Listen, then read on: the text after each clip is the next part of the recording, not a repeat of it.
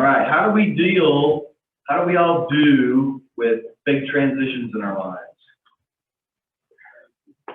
You know, big decisions. Maybe it's a move across the country. Maybe it's a career change.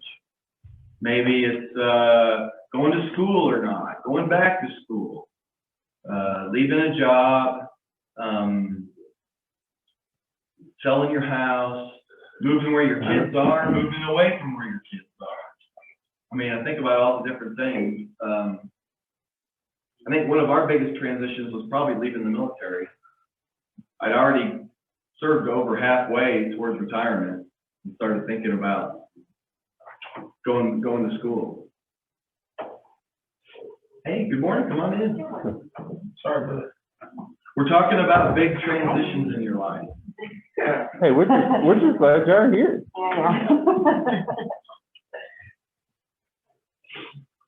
How do you deal with the fear? How do you do with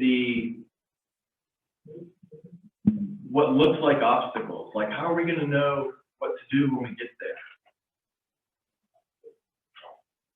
You know, there's sometimes you're saying transitions and you're talking about things that we almost feel like we might have more control over them. Oh. You know, we have a decision, but some things hit you and you've got no choice who you are. So you deal with it, and you may not even, you certainly often don't like it. You don't want it. You're trying to figure out where to go, what to do, because you have not a clue. You didn't plan it. That's an excellent point, Rita. Sometimes we anticipate them. Sometimes it's our choices. We decide we want to make a change. Sometimes it just kind of hits us out of the blue. Maybe it's a death in the family or an illness, right? Maybe you get fired or laid off. Maybe you feel God calling you to something. In this book, this is the last chapter in this book, but we do have some more lessons coming. But this is the last chapter from this book, Good Lessons from Bad Guys. And if you might remember, Mike O'Neill, you know, he worked for NASA for many, many years. And he really started devoting his life later in life to prayer to God, you know, asking him for direction. Where does he need to go? How can he use his job? How can he use the people he comes in contact with? What can he do to do God's will? And things just started happening for him. He started noticing that he was asked more and more to teach at church and maybe preach, to go to conferences. He started writing a book. Just more and more activity started becoming possible for him. And then at one point, his bosses come to him and say, we think we want you to head up this new department. We want to study the spiritual effects of long-term space missions. And he like went home and he's like, this is freaking me out. You know, this is crazy. This is like God working in my life. He's like, who would have thought I'd have a chance to do something like this working for NASA? And he realized, you know, if I let God use me, he can use me. There's something here that he can do with me. And this eventually leads to him coming to a bigger decision. I think Dewey writes about it here in this opening paragraph. Mike O'Neill describes the decision he made to leave the security of his career with NASA to enter into full-time paid ministry in a church. His transition was led by the hand of God in his life. He said, when you diligently pray over such new directions as I was entertaining, you should expect God's involvement and leading. I felt his guiding hand in a number of areas. When God wants you to do something for him, he will prepare you to pursue it. And sometimes I wonder if that doesn't just scare us away. God introduced me to gifts that I didn't even know I had. He transformed some of my attitudes as well along the way. And that can be some of the hard work, right? If we're really asking God to use us, to prepare us, maybe some of that preparatory work, maybe some of that attitude adjustment, some of that gift development, that might be enough to startle us a little bit. Well, we're going to look at today, we're going to look at the spies spies who were to go into Canaan. The lesson's called the 10 Spies, the faithless. Because if you remember, there were 10 of the 12 who went into Canaan, and they were overcome with fear. Leading up to this, so the Israelites have come out of Egypt. They've been encamped around Mount Sinai for a little over a year, probably about now.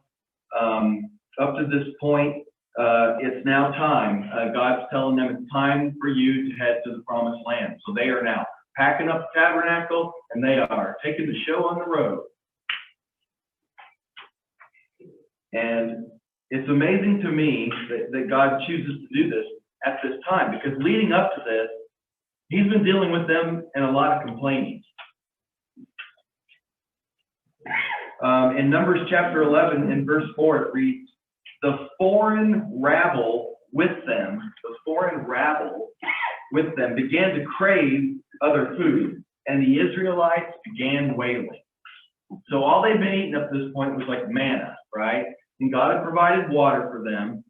But some of the foreign rabble who had traveled with the Israelites started to complain. They were not happy with having to eat this junk every day, and they were complaining they didn't have meat. And the Israelites were quick to jump on board, and they just started wailing. Then as you move into Numbers chapter 12, you got Miriam, Moses' wife, and his brother Aaron start complaining. Who is it? Does God only work through Moses? And they start thinking that maybe they need to plan for somebody else to lead them. I mean, just direct rebellion. And remember, God strikes Miriam. He calls them out. He calls Miriam and Aaron out. I think it's interesting that he struck Miriam with leprosy. Didn't seem like he did anything to Aaron. Moses begs God to heal her, and then, of course, he tells her, well, she's got to sit outside the encampment for 7 days, and then she can come back clean. So at this point, as we come into Numbers chapter 13, and that's where our story is from, is chapter 13 and 14, they're roughly about halfway to Canaan. And it's at this point that the people come to Moses, actually, and if you read in Deuteronomy, it's a little more clear than it is in Numbers, maybe. The people come to Moses and say, hey, rather than us just walking cold right into this area, maybe we ought to go check it out first. Moses thinks it's a good idea. He takes it to God. God blesses it. And God gives Moses direction. So let's pick up the story. I've cut out a few of the verses, like the list of names and stuff, just because it's a lot of scripture to cover in such a short amount of time. But let's read a portion of this and talk about it a little bit. So starting in verse 1 of chapter 13, the Lord said to Moses, send some men to explore the land of Canaan, which I'm giving to the Israelites. From each ancestral tribe, send one of its leaders. So at the Lord's command, Moses sent them out from the desert of Paran. All of them were leaders of the Israelites. And this is where they list all the names. When Moses sent them to explore Canaan, oh, sorry, I jumped too far. No, that's it. That's where I want to go. Verse 17. When Moses sent them to explore Canaan, he said, go up through the Negev and on into the hill country. See what the land is like and whether the people who live there are strong or weak, few or many. What kind of land do they live in? Is it good or bad? What kind of towns do they live in? Are they unwalled or fortified? How is the soil? Is it fertile or poor? Are there trees in it or not? Do your best to bring back some of the fruit of the land. It was the season for the first ripe grapes. So they went up and explored the land from the desert of Zin as far as Rahab toward Lebo Hamath. They went up through the Negev and came to Hebron, where Ahiman and Shishai and Talmai, the descendants of Anak, lived. Hebron had been built 7 years before Zoan in Egypt. When they reached the valley of Eshcol, they cut off a branch bearing a single cluster of grapes. 2 of them carried it on a pole between them, along with some pomegranates and figs. That place was called the Valley of Eshcol because of the cluster of grapes the Israelites cut off there. At the end of 40 days, they returned from exploring the land. They came back to Moses and Aaron and the whole Israelite community at Kadesh in the desert of Paran. There they reported to them and to the whole assembly and showed them the fruit of the land. They gave Moses this account. We went into the land to which you sent us. It does flow with milk and honey. Here is its fruit. But the peoples who live there are powerful, and the cities are fortified and very large. We even saw descendants of Anak there. The Amalekites lived in the Negev. The Hittites, the Jebusites, Amorites live in the hill country, and the Canaanites live near the sea and along the Jordan. Then Caleb silenced the people before Moses and said, we should go up and take possession of the land, for we can certainly do it. But the men who'd gone up with him said, we can't attack those people. They're stronger than we are. And they spread among the Israelites a bad report about the land they'd explored. They said, the land we explored devours those living in it. All the people we saw there are of great size. We saw the Nephilim there, the descendants of Anak come from the Nephilim. We seemed like grasshoppers in our own eyes, and we looked the same to them. Chapter 14. That night, all the members of the community raised their voices and wept aloud. All the Israelites grumbled against Moses and Aaron, and the whole assembly said to them, if only we had died in Egypt or in this wilderness. Why is the Lord bringing us to this land only to let us fall by the sword? Our wives and children will be taken as plunder. Wouldn't it be better for us to go back to Egypt? And they said to each other, we should choose a leader and go back to Egypt. Let's stop there for a moment. Let's ask a few questions. So why did the Israelites not, oh, you know what? I really do need to continue reading this. Sorry, I changed my strategy halfway through this lesson. So let's continue on. Let's read the rest of the story. Verse 5, then Moses and Aaron fell face down in front of the whole Israelite assembly gathered there. Joshua, son of Nun, and Caleb, son of Jephunneh, who were among those who had explored the land, tore their clothes and said to the entire Israelite assembly, the land we passed through and explored is exceedingly good. If the Lord is pleased with us, he will lead us into that land, a land flowing with milk and honey, and he will give it to us.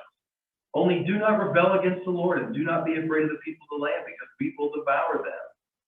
Their protection is gone, but the Lord is with us. Do not be afraid of them. But the whole assembly talked about stoning them. Then the glory of the Lord appeared at the tent of meeting to all the Israelites. The Lord said to Moses, how long will these people treat me with contempt? How long will they refuse to believe in me in spite of all the signs I've performed among them? I will strike them down with a plague and destroy them, but I will make you into a nation greater and stronger than they. Moses said to the Lord, then the Egyptians will hear about it. By your power you brought these people up from them among them, and they will tell the inhabitants of this land about it. They've already heard that you, Lord, are with these people, and that you, Lord, have been seen face to face, that your cloud stays over them, and that you go before them in a pillar of cloud by day and a pillar of fire by night. If you put all these people to death, leaving none alive, the nations who have heard this report about you will say, the Lord was not able to bring these people into the land he promised them on oath, so he slaughtered them in the wilderness. Now, may the Lord's strength be displayed just as you declared. The Lord is slow to anger, abounding in love, and forgiving sin and rebellion. Yet, he does not leave the guilty unpunished. He punishes the children for the sin of the parents of the third and fourth generation. In accordance with your great love, forgive the sin of these people, just as you have pardoned them from the time they left Egypt until now. The Lord replied, I have forgiven them, as you asked.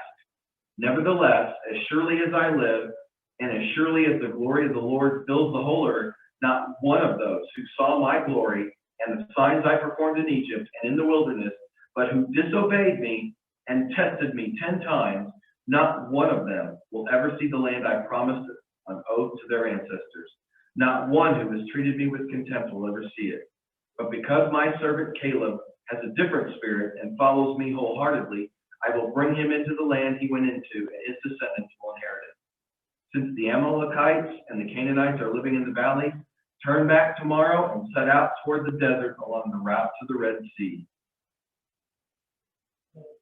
The Lord said to Moses and Aaron, how long will this wicked community grumble against me? I have heard the complaints of these grumbling Israelites. So tell them, As surely as I live, declares the Lord, I will do to you the very thing I heard you say. In this wilderness, your bodies will fall, every one of you, 21 years old or more, who was counted in the census and who has grumbled against me. Not one of you will enter the land I swore with uplifted hand to make your home, except Caleb, son of Jephunneh, and Joshua, son of Nun. As for your children that you said would be taken as plunder, I will bring them in to enjoy the land you have rejected. But as for you, your bodies will fall in this wilderness. Your children will be shepherds here for 40 years, suffering for your unfaithfulness until the last of your body lies in the wilderness. For 40 years, one for each year of the 40 days you explore the land, you will suffer for your sins and know what it is like to have me against you. I, the Lord, have spoken, and I will surely do these things to this whole wicked community which is banded together against me. They will meet their end in this wilderness. Here they will die. Whew. Now let's ask the question. Why did the Israelites not enter the promised land and were subjected to wander in the wilderness for 40 years? What's the simple answer to this? I didn't believe that. Who did that come from? Oh, okay, Elizabeth. That's her. Oh, no, you keep it, Terry? I said trust.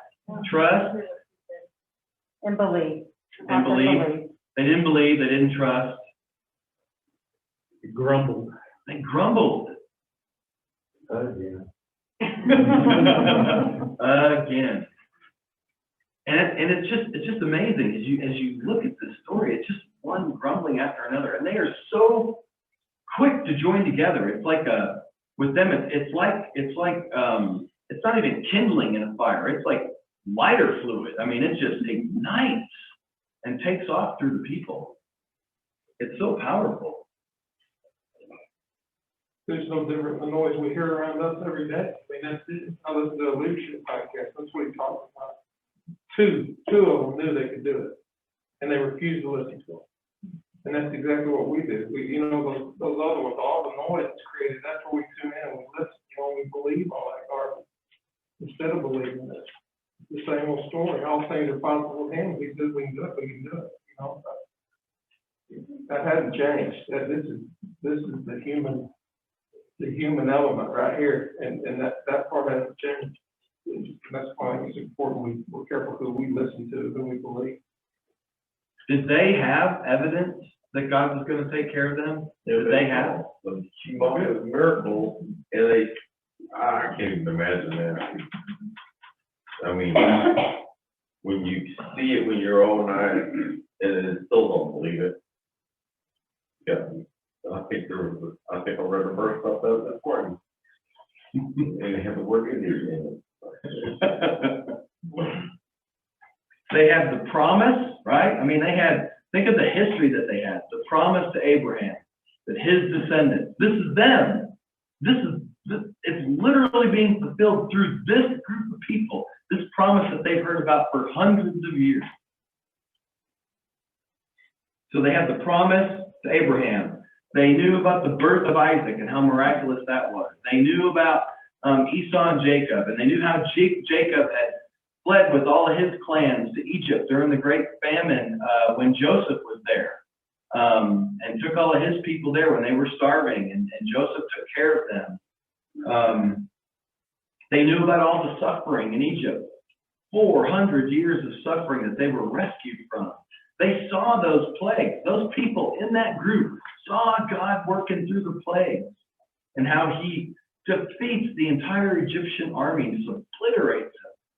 They saw the pillar of fire and the cloud of smoke. They heard the voice of God.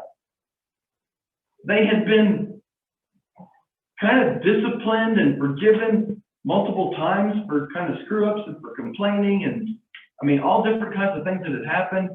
And they get to this point, and they're literally seeing history unfolding, a promise from God unfolding, and they just can't believe it.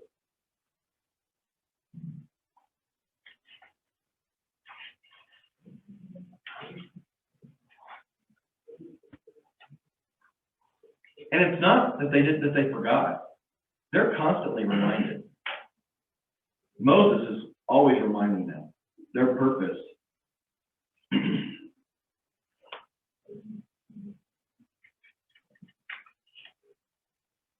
So they're grumbling, they're complaining, they're wailing, and they're effectively rebelling, because we know, I think it's in 14 verse 4? Yeah. And they said to each other, we should choose a leader and go back to Egypt. They are literally planning a rebellion. They want to overthrow the leadership that they have. They don't like the way it's going. They're afraid. What part does this grumbling, complaining, fear of change, fear of the future, fear of this transition, what part of that, how does that play into this?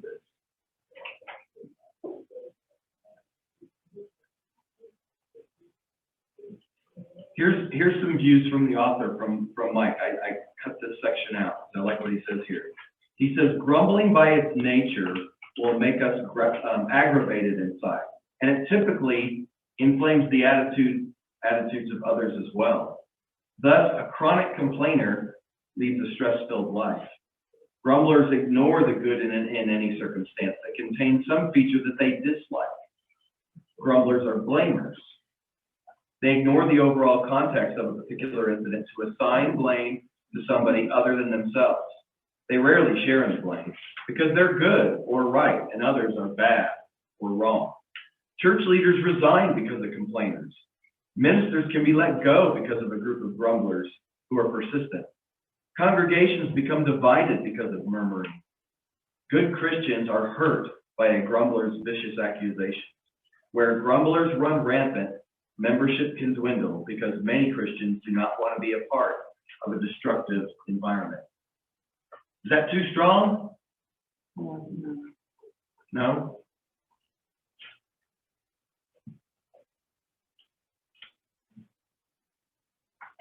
How does that happen to us, though? We get centered on ourselves instead of on God.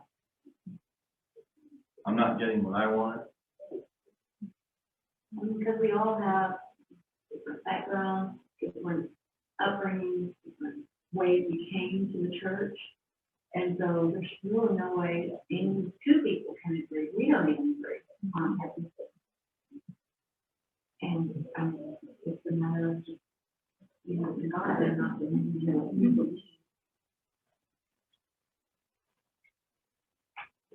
I know Rita is one of the people who does this a lot, and there's several others that I'm friends with.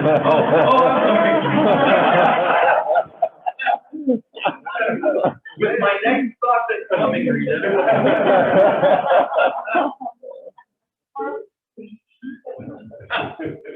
Oh, well, that's Better make it a good one, Doug. Well played, Rick. There are several people within my friends area on Facebook that will post, it's the same concept, it might be posted in different ways, but essentially says that when you run into somebody and they don't seem to respond to you in a real positive way, don't assume that that's about you. You don't know what they're dealing with in their life. That might be making it difficult for them to focus on you or to just be super nice to you or super concerned about what you've got going on. That if we could just look to others and think about what can we do for others as opposed to worrying about ourselves. And I can tell you, I've had some rough days. All of us have over this last year or so. We've had a lot of changes to deal with. We've dealt with grief, we've dealt with stress, the unknowing, and it may have caused us to be dealing with some things that we wouldn't normally have to deal with. And so thinking about how we can reach out to others and how we respond to others. In Philippians chapter 2, Paul writes, starting in verse 12, he says, continue to work out your salvation with fear and trembling. For it is God who works in you to will and to act in order to fulfill His good purpose. His good purpose. Do everything without grumbling or arguing, so that you may become blameless and pure, children of God without fault in a warped and crooked generation. Then you will shine among them like stars in the sky.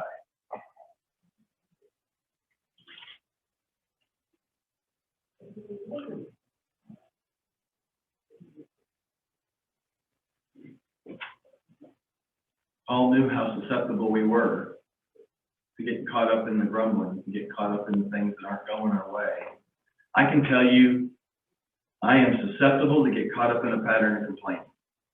I am somebody who has to work things kind of outside of my head. I have to almost say it or write it to make sure I can see. I need perspective and context to help me understand maybe really what I think or what I feel about something.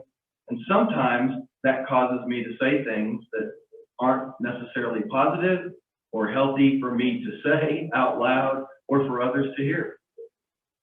And I can be prone to getting caught up in that sense of, well, this isn't right, and you know, I'm having to deal with this because somebody else is not doing what they're supposed to, or they're not being responsible, and they're not paying attention, or they're not going the extra mile, or they're not working hard enough, and I can fall into that trap. And if you see me doing that, hold me accountable, because I need it. It's amazing how many things we complain about every single day. Like, not even realizing it. If you stop and say, okay, I'm gonna consciously try not to complain about anything, then that's when you realize you complain about so much. You don't really have much to say. That's, yeah. Which would help everybody, is just be quiet. Yeah, if you don't have anything good, you can just say, don't say anything at all, right? And what's the deal with misery loves company, right? We are just real prone to, oh man, that stinks. I've had to deal with that too. It's awful. We didn't complain about the wind yesterday. Yep. I know I was.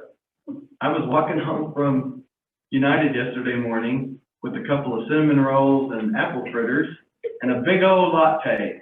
And I'm walking, and the wind caught my hat. And I had bags in this hand, and my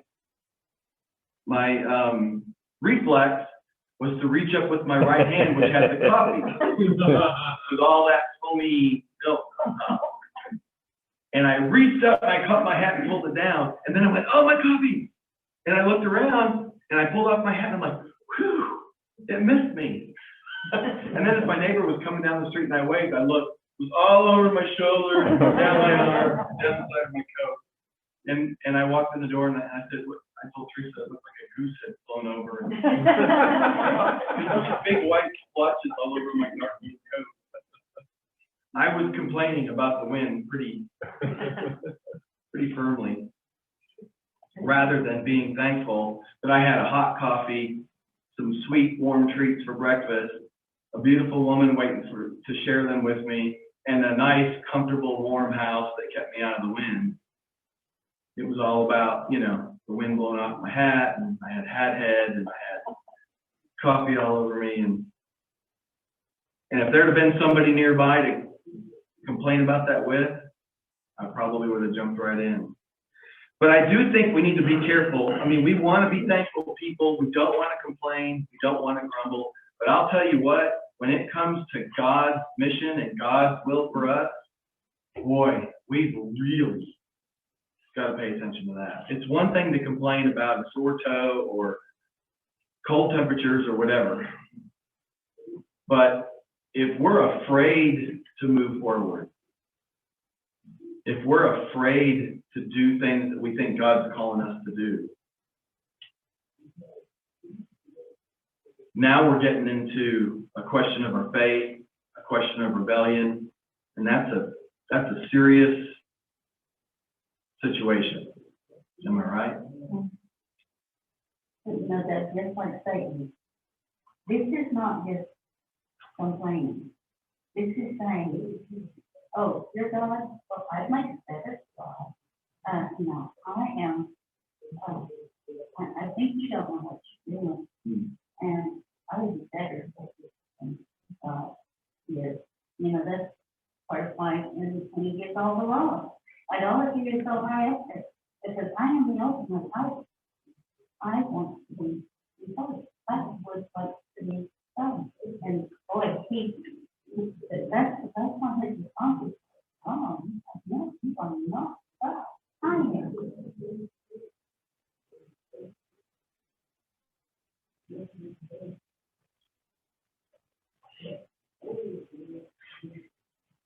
In verse 9 of chapter 14 of Numbers, Joshua and Caleb warned the people, do not rebel against the Lord. I mean, they're looking square at people who are picking up rocks, talking amongst themselves, putting a plan together. We're just going to stone these people. Everybody who wants us to go in there, and we're going to turn around, we're going to pick somebody up, we're going to hightail it back. Literally going to turn around and go against God's direct orders. What's the connection there? What does that lack of faith and rebellion, what's that connection? How do those feed each other?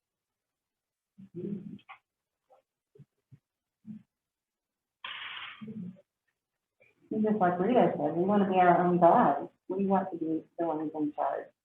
God said, I have given you this land before they ever came off the cloud. I have given it to you. And then they come back and say what they've seen, and then start discussing. Well, Satan, if you fear, that's just playground. Wreak havoc with you.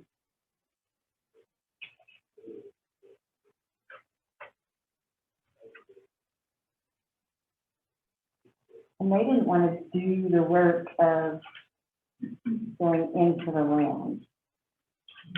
They saw that it was going to be, we've got to march in, we've got to put our lives on the line.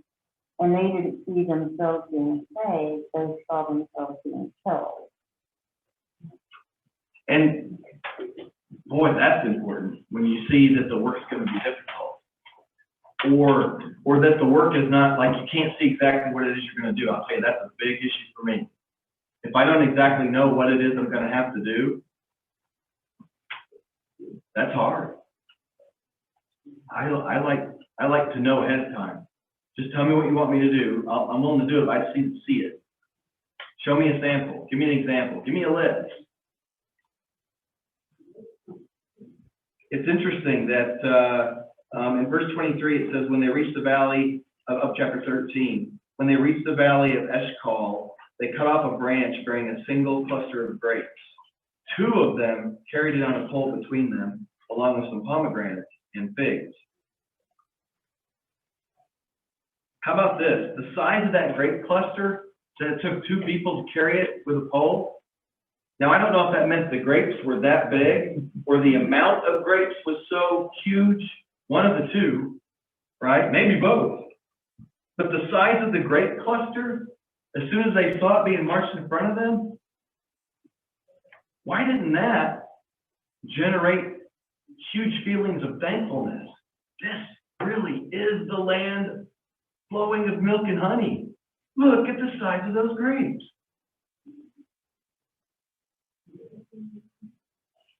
I think that's the condition of their heart.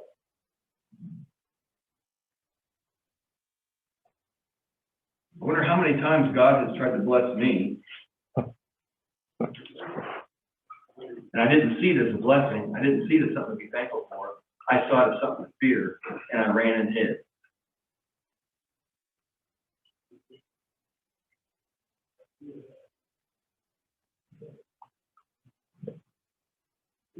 How about this chapter? Oh, I was gonna say, I don't ever remember hearing God tell them what they had to do to take the land, other than go take it.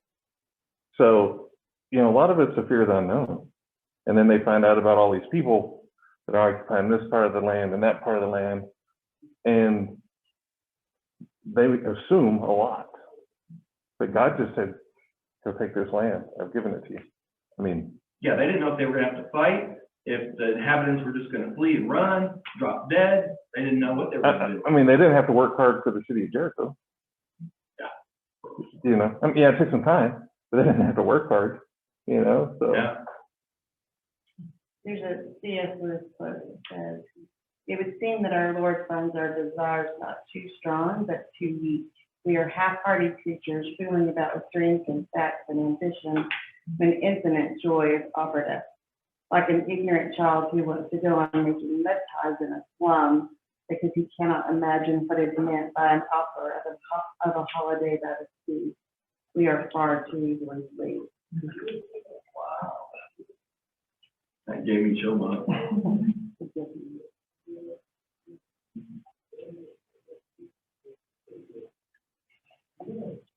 Verse 32 of chapter 13 reads, "And they spread among the Israelites a bad report about the land they had explored. The promised land was a good land, a gracious gift by God. By speaking bad things about it, they were literally speaking bad things about God. Not just about the land. This was his gift. I mean, it starts off in the very first verse. Send some men to explore the land of Canaan, which I am giving. Giving. They weren't just speaking ill towards the land or what they had to do. They were literally speaking ill towards God.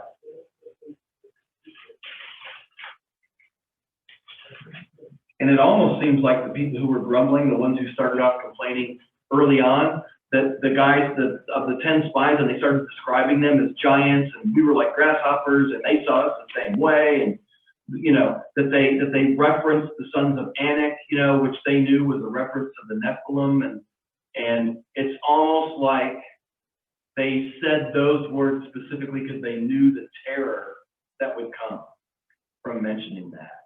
They preyed on what they knew would be their greatest fears. And don't we do that? Don't we do that when we're arguing a point, when we're pushing for something that we want, when we're going against the other's argument? We probably have a hard time hearing their perspective, their point of view, and maybe we'll pick apart the things that we know are gonna hit, are gonna be sensitive for the other. It might instill some fear, it might get them on your side. The media does it every day, all day. Oh, yeah. But marketing, they put a fear in you. You're not going to be pretty if you don't buy this cream, or you're not going to be cool if you don't buy these clothes. Yeah. Yeah, you're not going to be accepted. Which is funny. The Bible just tells us over and over how we're going to be looked at as weird. We're not going to be accepted. But People are we're gonna accepted by question. the only one who matters. How about Paul's statement in 2 Corinthians? How does that relate to this? Chapter 5, verse 7. Very familiar. For we walk by faith, not by sight. What does that look like?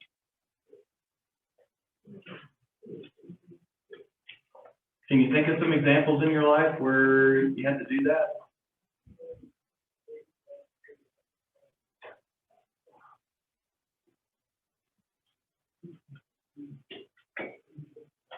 Does that mean living by blind optimism? Sometimes.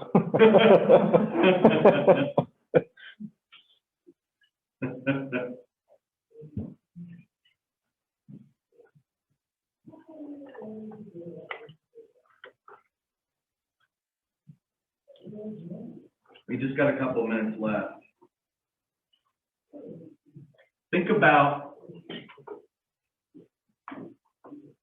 what would it take for you to feel comfortable to accept what you think is a call from God?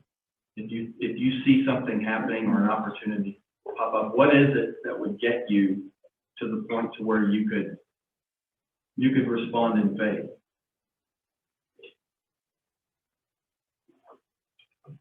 A lot of prayer. a lot of prayer. Mike describes that in his book, a lot of prayer. He also describes starting to see things. Now, whether he saw those as they happened, I don't know that I would. I don't think I'm that insightful. I can see things looking back.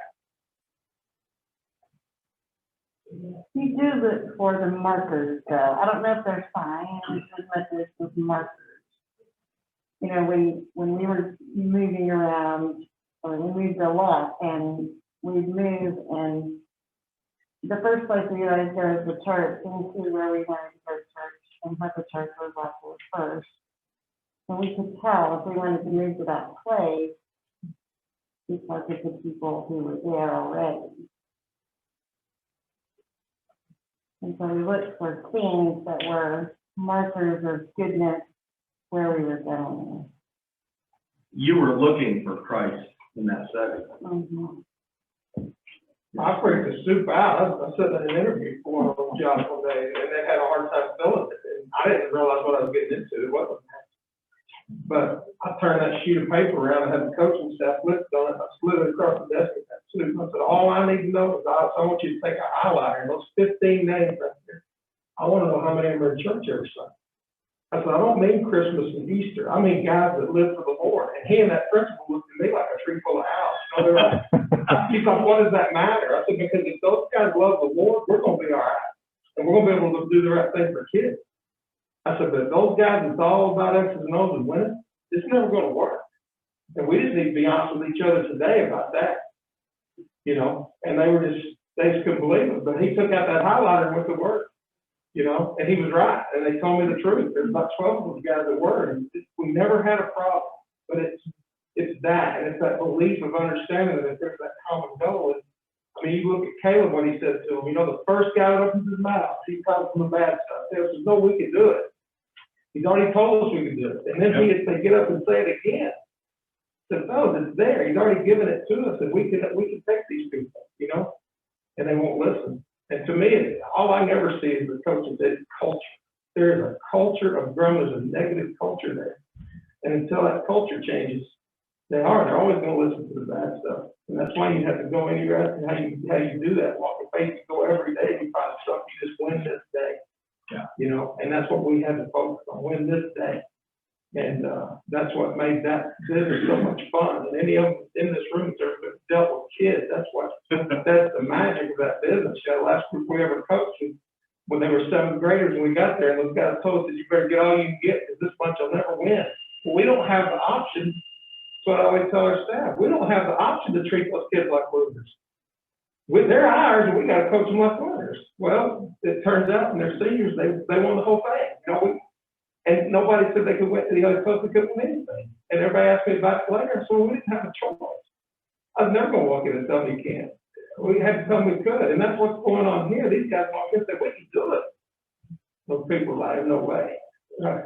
So coming into that situation with that attitude, with that vision of looking for what God wants, for me individually, for a community, a group, a congregation, whatever that might be, that's the water on that spark of complaining. That's what keeps it from getting started. I hope that we walk out of here looking for the evidences of God fulfilling promises to us. That we look for those opportunities and then we see the results, as opposed to maybe being a little unthankful about the way things are going, that we don't see them going the way we want them to, or the way we thought they would. I hope this story opens our eyes to that, because it's something we can really easily lose sight of. I know I have. And I don't want that to be my stumbling block. Thank you all for being here. Thank you for your comments. Glad you guys were here online today. Appreciate it. Look forward to what the topic will be next week, because I don't know what it is. I usually cheat and look ahead, and I did not. So I look forward to next week. It'll be interesting, I'm sure. Thank y'all.